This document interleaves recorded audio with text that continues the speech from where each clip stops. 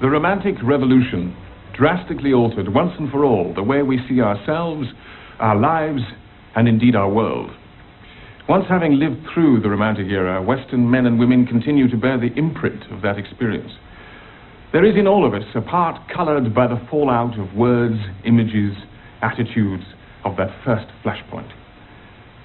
And if the artist of today is called upon to live as a show for society with a dose of danger neither possible for ordinary people nor actually desired by them, it is because we're still enthralled by the shades of Byron and Blake, Chopin and Baudelaire. But the most explosive changes in our modern world have been caused by the events in the fields of politics and social change that are direct descendants of the first stirrings of Romanticism. What could be more idyllically in that spirit than the popular mood in Russia during the spring of 1917, or in France during the summer of 1968, and the hippie movement of the 60s, the flower people who revered life and saw the one moral law as doing your own thing, claimed as their forefathers Thoreau and Blake. In their use of drugs to stimulate free thought, magic, and visions, they mirrored the hashish smokers and opium eaters of the previous century. Their music embodies an urgent desire to break with old patterns, the determination to escape the world as it is into a world as it might be. Bob Dylan's ballad, Forever Young, is a call to prayer of a generation.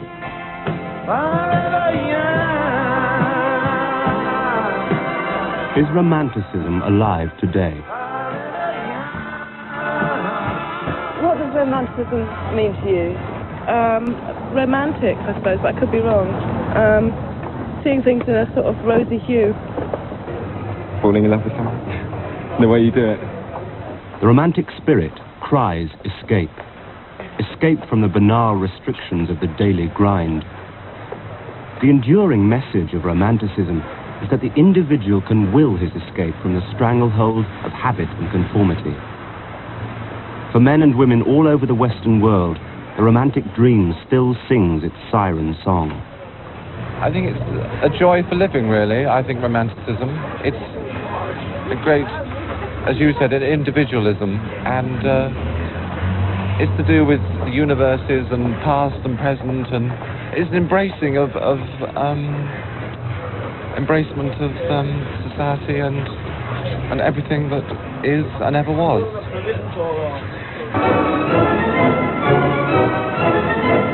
Romantics defy natural laws. They desire to fly.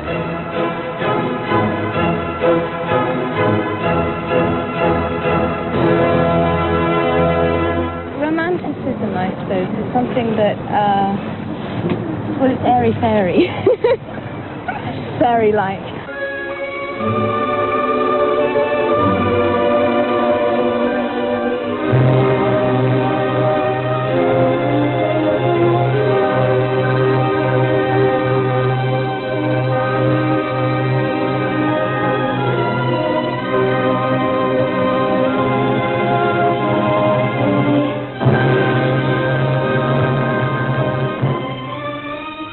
great romantic ballets offer only a temporary respite from the real world.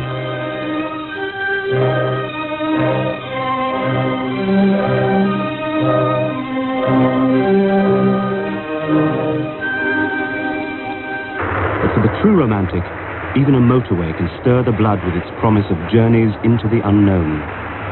The British novelist John Wayne describes the massive upheaval that was and is Romanticism. Romanticism changed the way people looked at politics, it changed the way they behaved, the way they dressed, it changed their art, it changed their philosophy.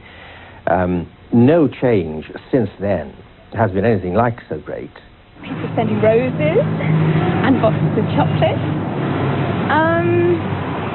But I don't, quite honestly, I've never really thought about it. It's just something that is there. The school of thought that says that Romanticism flourished until the end of the 19th century and then it was replaced by something called modern art, I never believe that at all. It seems to me that if you take the great pioneering modern artists like Stravinsky and Picasso and the poets of that period, they're simply another episode in the continuing history of Romanticism. Their basic attitudes are the same as those of Romantic artists.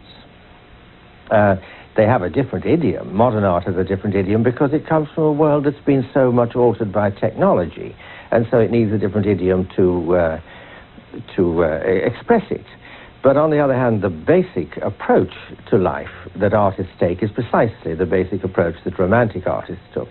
And you see the change if you look before Romanticism began, if you look at the long, long period when it had not yet appeared in the world. The romantic spirit lives on, conditioning our response to wild seas, stormy skies, empty beaches.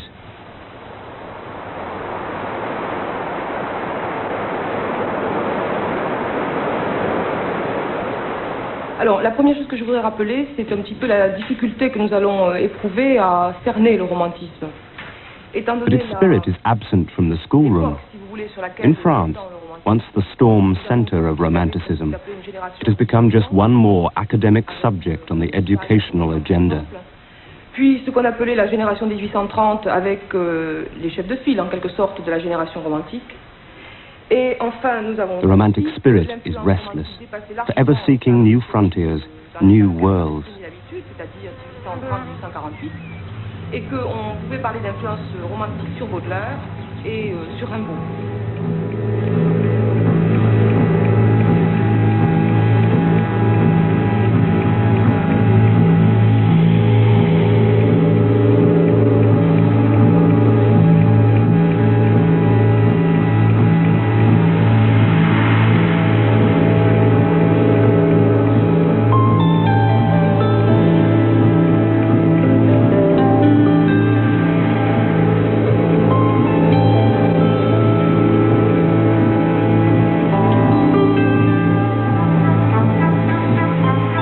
Romanticism is not learned through study. It is felt and experienced. But that experience is itself often shaped by a personal gallery of romantic heroes. Romanticism means Tiepolo, Rubens, it means Visconti, Truffaut, it means Baudelaire, it means Joyce, it means Mahler, Wagner, and Barry Manilow. The orderly, boxed-in spaces of the modern city are anathema to the romantic soul. Boxed-in bodies, boxed-in minds. Définition du romantisme. On a donné en France le nom de romantisme au grand mouvement littéraire qui a commencé aux environs de 1820. Et c'est pour Romanticism is not history. It is now, present, active. As far as I'm concerned, this is a romantic age. It is in the phase that we have decided to call the modern world, but that's just a temporary label. Everybody thinks they're modern. You know, the modern is just the latest thing, and every generation is a modern generation. So we are living in the world of Romanticism, and the great romantic artists speak very directly to us. Romanticism tore down barricades of thinking, of feeling.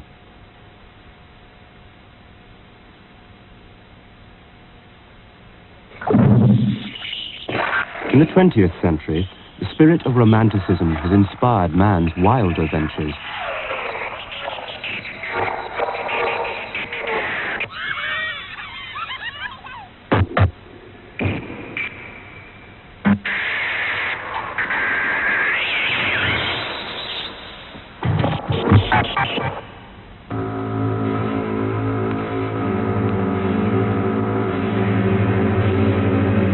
Baudelaire first welded together Romanticism and modern art. To say Romanticism is to say modern art. That is, intimacy, spirituality, colour, aspiration towards the infinite, expressed by every means available to the arts. Charles Baudelaire. Well, wasn't it Baudelaire who defined Romanticism as modern art? I'm not so sure I would agree with that, but it's an interesting concept to start with. Why do you think you might not agree with that? Well, I'm an artist, and I think I'm romantic on one level, but I think it's a pragmatic thing that makes me an artist. I think it's the most functional thing I can do, which might be a little insane, but then that's where the romanticism comes back in. So, in other words, Romanticism lives on in some form or other? But it has to. I mean, life would be very much depleted without that spiritual essence.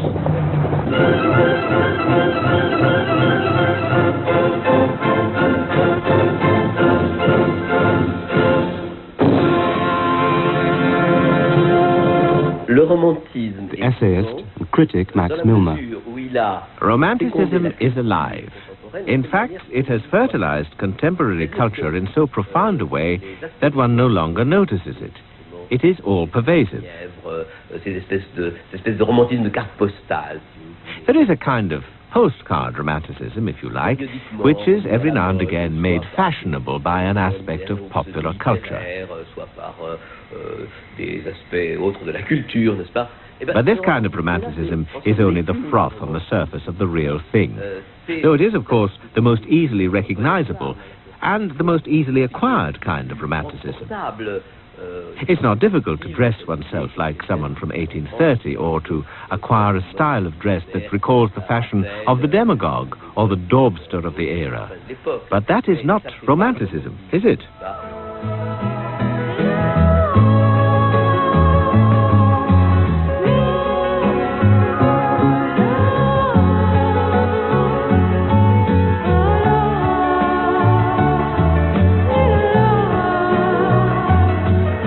Can we define Romanticism today? Sometimes it means something soppy and sentimental. Other times it just means anything attractive. I don't know, spending time with people, going out, living with someone, depends. I mean, you know, all sorts of things. Well, the thing about romanticism or romantic has many different interpretations to it, and depending on who you are, you may think such an action is romantic, you know? Some people dismiss it as being something trivial and gushing and consider the romantic disposition as being not serious. And Dr. Johnson, who indeed was very serious and very gifted, almost insults the romantic by saying it's wild, wanton, farcical, fabulous, remote from ordinary life. To that I might add, who wouldn't want to be remote from ordinary life the bulk of the time? Edna O'Brien, novelist, self-avowed romantic, was born and raised in Ireland amongst an austere landscape and austere conventions that have fired her imagination and her heroines ever since. If you believe, as I believe, that the richest and the most powerful and the most interesting aspect of anyone, leaving sexual attraction aside, is their imagination, and indeed it includes sexual attraction. So much attraction is fired by the quality of somebody else's imagination. And I know, and indeed am often upbraided for my, not just in writing but in life, for my non-attention, if you like, to facts, to the ordinary thing of life. But I think if we didn't have our dreams, and indeed people's dreams, their night dreams as well as their daydreams, if we didn't have those, if we didn't have some spark of romanticism or a legacy, as we do have, of romantic literature and painting, we would be the poorer for it. Well, romanticism to me is standing on the end of a platform 4 at Paris Gare de l'Est station on an October's night with drizzle coming down. Behind you there's a train to the Orient about to depart with a special coach to Bucharest, and the old woman getting onto the train. Of course, up there you see tenement windows with lights on, some off, people behind them, and of course in the back of your mind is that one girl on your mind. Whether she's coming into the station or going makes no difference. That's what romanticism is about. The books I've always loved, the novels, have always been and always will be extremely romantic in cast and colour. I love Anna Karenina, who must be, one of the great, both romantic and tragic, because they often, alas, overlap, heroines. I suppose we have to concede that Tolstoy, who didn't call himself a romantic, he did write the greatest heroine in the world, but he did her the disservice of killing her, which opens up a lot of what Tolstoy felt about women and about romantic women. I love Anna Karenina and wish she didn't jump onto that train, wish that she had survived her romantic agony to fall in love again, because that is one of the things, as with Lord Byron, is the marvelous rejuvenation of a romantic, which is to be in love with love to some extent. But I suppose the principle for everyone and every young girl, the greatest writer of romance is Emily Bronte. Her Cathy and Heathcliff are, they're almost like a postcard. They're so credible. And as we know, with Emily Bronte, she was dead before she was 30. So it would seem that romantics, she was a romantic in life, I think, as well as in her work. But she eschewed, I would imagine, ordinary romance or ordinary encounters. And then her sister, Charlotte, I think Jane Eyre and Mr. Rochester are extremely, of course, romantic. I mean, one, is absolutely on the edge of the seat with a sort of sexual innuendo when Rochester says to Jane, "Move your chair nearer, Miss Eyre. And how do you feel now that your chair is closer to mine?" And it's so orgasmic, even though the prose is very chaste. But Charlotte Bronte, and this often happens to romantics in middle age, she felt and dreaded age coming on her and the loneliness that accompanied or would accompany her age. And she said, "I believe now that one should marry to love rather than for love." Now, I think she is an example, all the Brontes, of romantics who, in a sense, had no life. They had no life because all this passion was distilled into their work, and it's a very hard thing. Although I said a moment ago, and I wouldn't go back on it, that it is better to be a romantic because it imbues thought and action with an energy. And as we all, I think, will concede, energy is everything. Energy is what, makes one live and be alert. But it also brings with it this cross. And in all great literature and in opera, the heroine or the hero, who is romantic, dies through it and for it.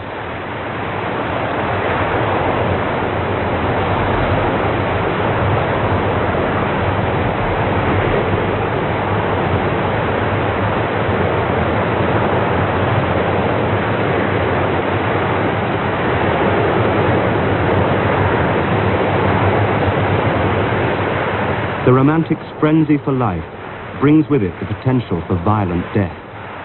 Life is nothing if not extreme.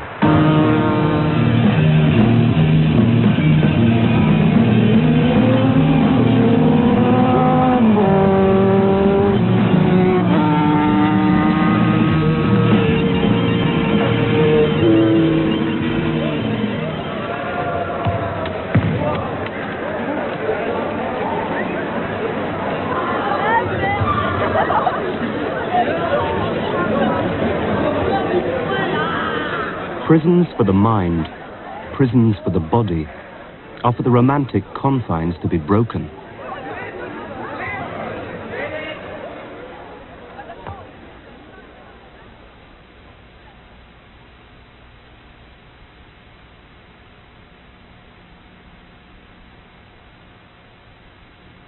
The imagination and the individual must be free. The Paris Commune can be seen as the cathartic event of an age steeped in romantic drama and literature and thought. Citizens of Paris rose up against an anti-republican government, and when troops were dispatched to the city, the communards resisted with fanatical bravery and violence. Et guerre rossignol et même seront tous sans crainte. Les reines auront la folie en tête et les amoureux du soleil au cœur. Quand nous chanterons le temps des cerises, sifflera bien mieux le merle moqueur. Mais il est bien court le temps des cerises où l'on s'en va d'eux cueillir en rêvant des pendants d'oreilles. Cerises d'amour aux roses pareilles tombant sous la feuille en gouttes de sang. Mais il est bien court le temps des cerises, pendant de corail. In the opening decades of our century, Russia offered the prospect of the dramatic enactment of the key ideals of the Romantic movement, before the revolution turned to oppression, before the ideals turned sour. That revolution started here in Leningrad. The course of that revolution and the enduring contribution made by Russian writers and poets to 20th century thought and feeling is charted by Professor Henry Gifford. The Romantic legacy in 20th century Russia is quite easy to see. When the revolution came, it's the February Revolution, that matters most to the poets and the artists. A time of joyful anarchy, of sudden liberation. You get something of the spirit of that in the Prague Spring of '68, or in Paris, or more recently in Portugal. And it's very well described in one fine chapter of Dr. Zhivago, which talks about the way in which the roads, the houses, the stars, all joined in the meetings and the oratory. When the much grimmer revolution of October 1917 took place, there was still a certain amount of romanticism attached to that. And the Soviet government was careful to foster that. Now, every revolution, of course, must have an inherent romanticism. It's one of the things that propels it. The writers and artists took some time to realize that the revolution that they were pursuing was really quite different, if not totally opposed, to the one that Lenin intended and was controlling. But the Soviet government was very happy to enlist them in the necessary work of myth-making. And just as the events of Easter 16 haunt nearly all Irishmen, so the events of October have been made to haunt the minds of Soviet citizens. And there's a famous example, of course, in Eisenstein's film, October, the storming of the Winter Palace, which actually was nothing like the event that he shows. Far less dramatic and in many ways far less significant.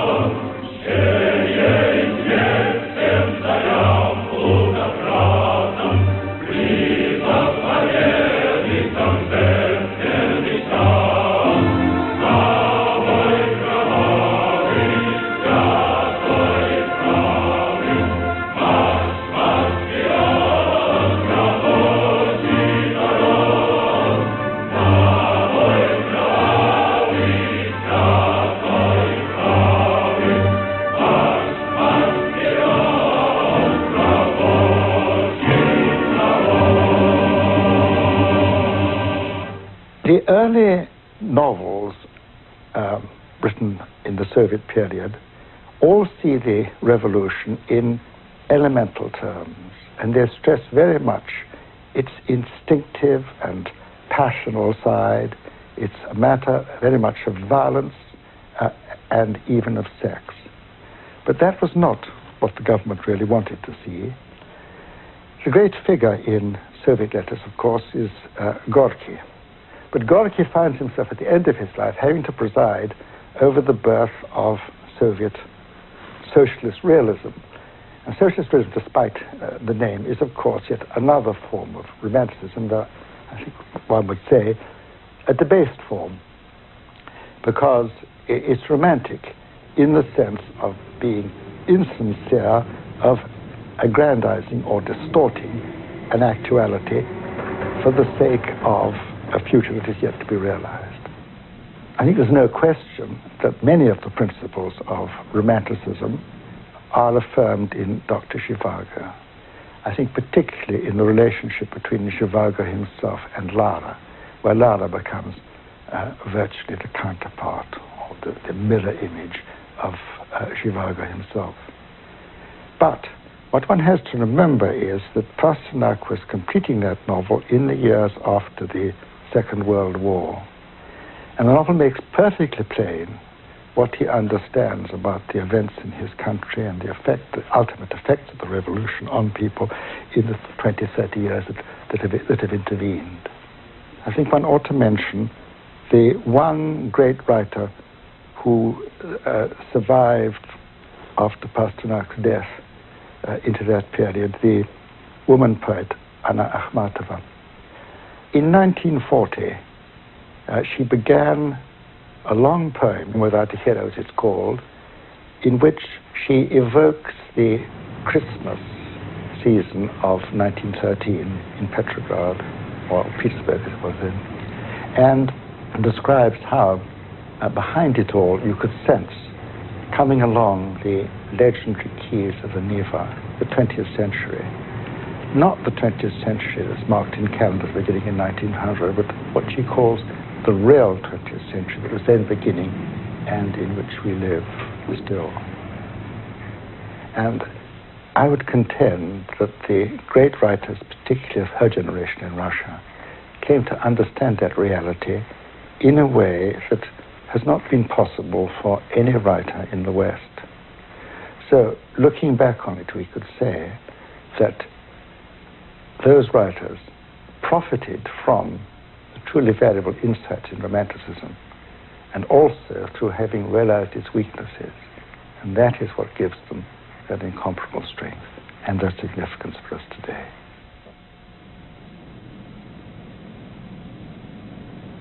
Romanticism in the 20th century. The passionate energy, the bravado, and the anger live on. Por la cintura cósmica del sur, siento al caminar toda la piel de América en mi piel, y anda en mi sangre un río que libera en mi voz su caudal. Todas las voces,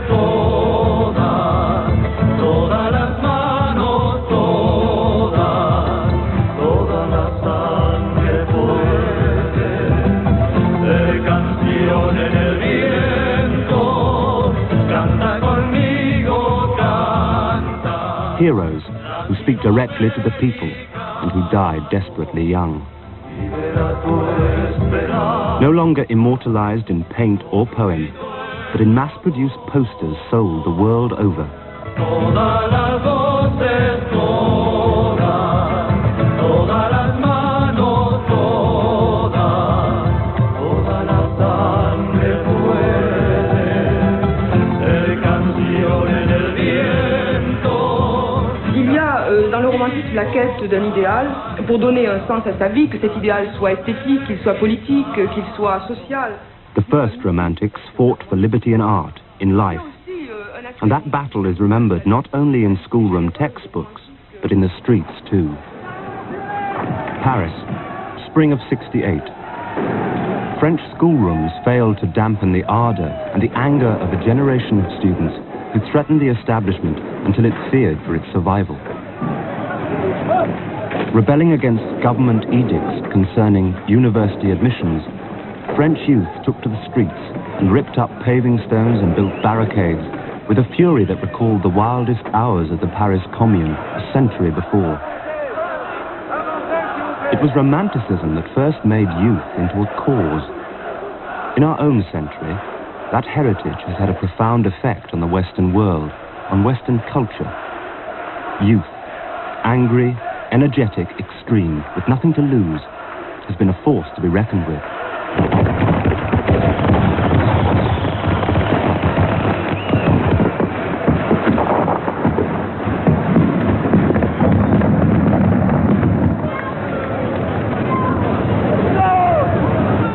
And in America, students burned the draft cards that were their tickets to the war in Vietnam.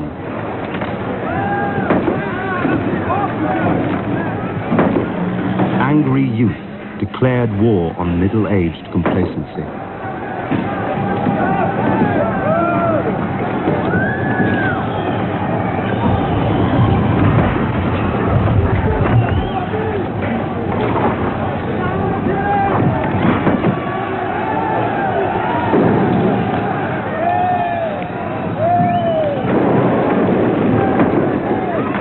The 60s saw the climax of this youth generation.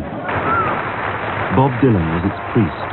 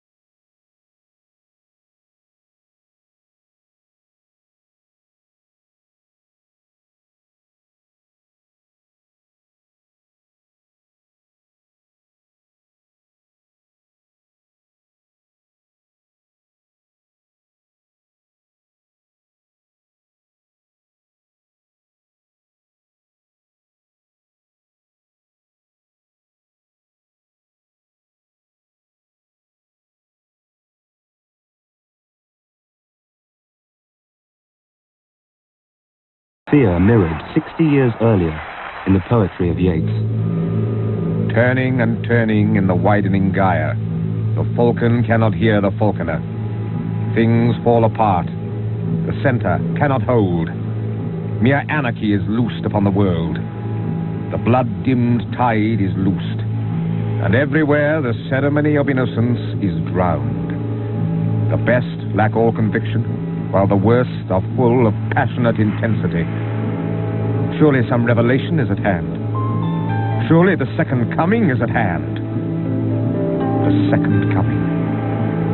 Hardly are those words out when a vast image out of Spiritus Mundi troubles my sight.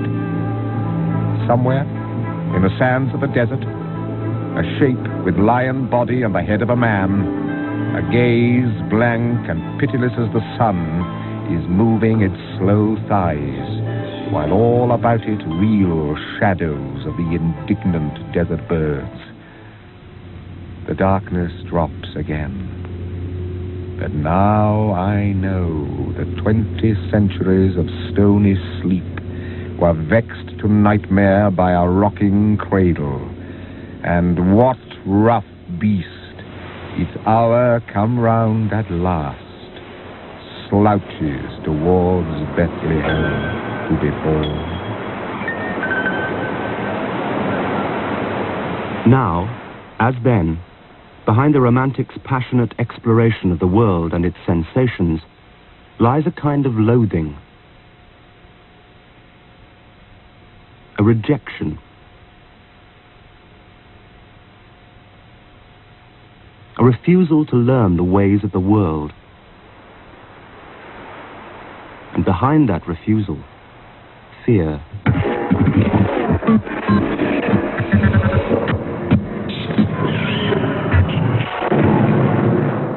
The agony and alienation of the Romantic artist has become a pervasive theme in the art of the 20th century.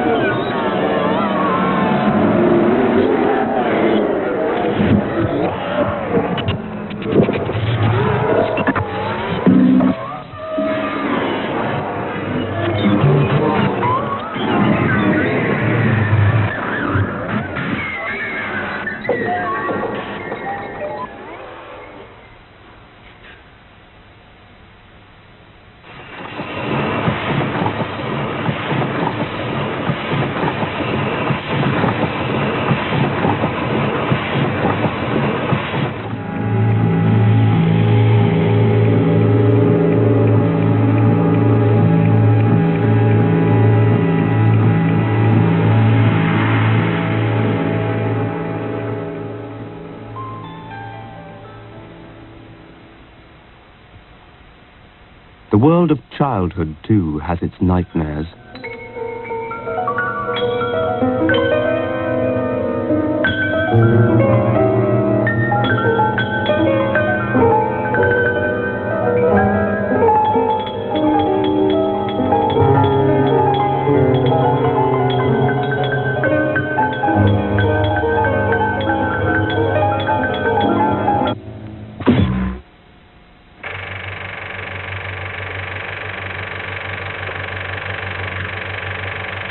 The escapist films of our own century have built on the archetypes of villains and heroes and heroines established by the first romantic novelists and poets.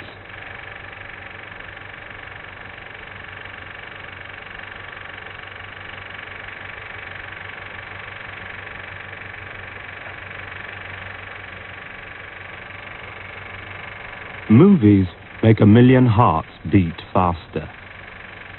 A million tears fall. And movies replace drab history with romantic myth.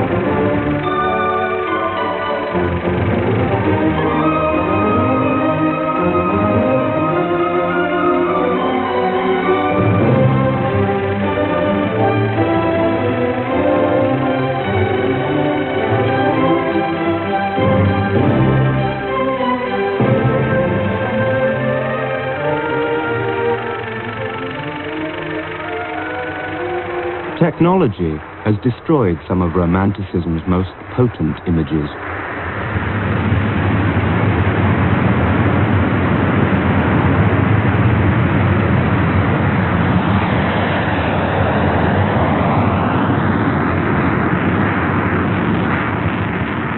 The dream voyage to the moon has been overtaken by gross reality.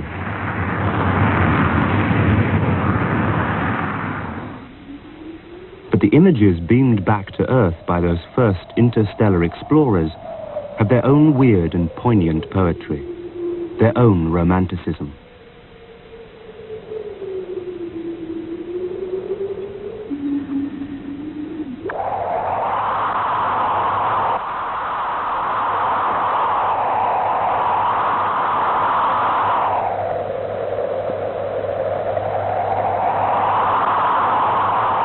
In the end, we must acknowledge that there is, after all, no escape. Little that we do or think or feel can escape the shockwaves still travelling out from that explosion of ideas we call Romanticism. Would you consider yourselves to be romantics? Romantic, yes. Not romantics in the sense that we're followers of romantic fashion or stuff like that, but you can be romantic in a loving sort of way, in an expectant sort of way. Am I romantic? Yes, I'm definitely a romantic. No question about that. Been a romantic all my life and hope to remain one. I'm a terrible romantic as far as clothes are concerned, the lovely frilly dresses in there. But the clothes of today, for instance, are really, really practical. And I've always wanted to live in the Georgian time, the crinolines and, you know, whatever, flowing dresses. You don't get to wear things like that anymore. I see no reason to believe, and no evidence, that we're even in the later phases of Romanticism. We might perfectly well be at the beginning. It might be a movement that will go on for thousands of years. But certainly there's no slackening of it. There's no blurring of the outlines of Romanticism. We're still romantic, even at our age. We've been married about 28 years now. And I think that's all that needs to be said, really, as far as at our age. And we enjoy romanticism. It's still there, you know. We still feel very much together, don't we? I always thought of myself as a romantic. I suppose because as a kid, I used to dress as Byron. Byron always had the best look. He had very high collar and hair was streaming back, and there was marvellous pictures of him standing sort of on rooftops and things and on tops of cliffs. I think there'll always be romanticism because there'll always be individuals. From the French Revolution to the new phase of technological revolution now gathering speed, there is an interval of 200 years.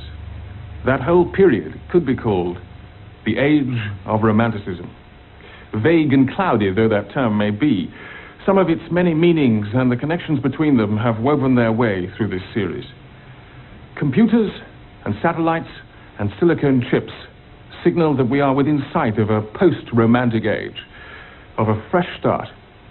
Until that age dawns, we shall continue to be haunted by the glories and disasters of our old friend, our old enemy, the Romantic Revolution.